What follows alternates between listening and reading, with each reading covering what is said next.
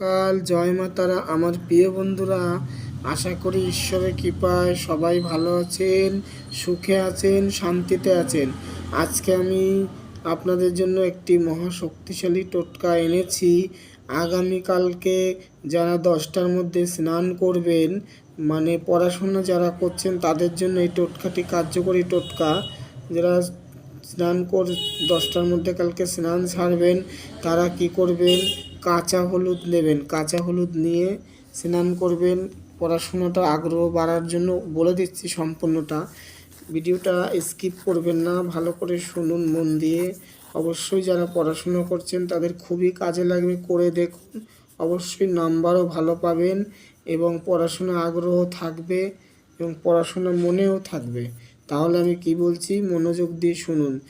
আর যদি আমার চ্যানেলে নতুন হন তাহলে ফলো রাখুন, লাইক করুন। অবশ্যই আপনার কাছে নতুন নতুন ভিডিও আমি দিই, নিত্য নিত্য পৌঁছে যাবে আপনার কাছে সবার প্রথমে। ঠিক আছে? তো আমি ভিডিওটা সময় নষ্ট করে লাভ নয়, বলে দিচ্ছি। শর্ট ভিডিও, বেশি কথা বলা যাবে না। ঠিক আছে?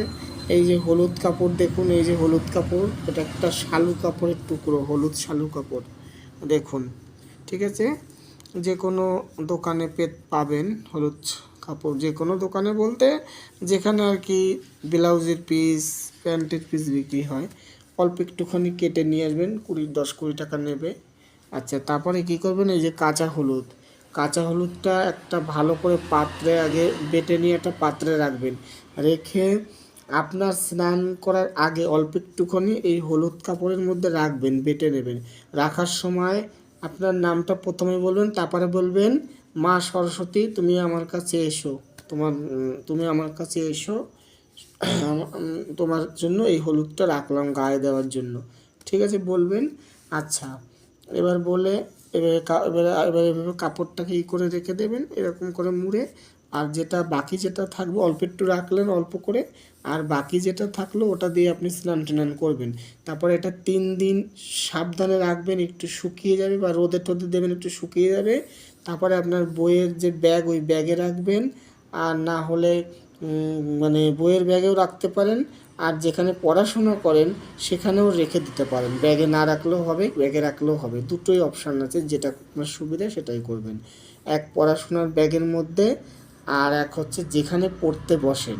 ঠিক আছে? সেই ঈশান কোণাটায় রাখবেন। ঈশান কোণা, দেবদেবীদের আসা যাওয়ার রাস্তা ঈশান কোণা, ওই ঈশান কোণায় রাখবেন।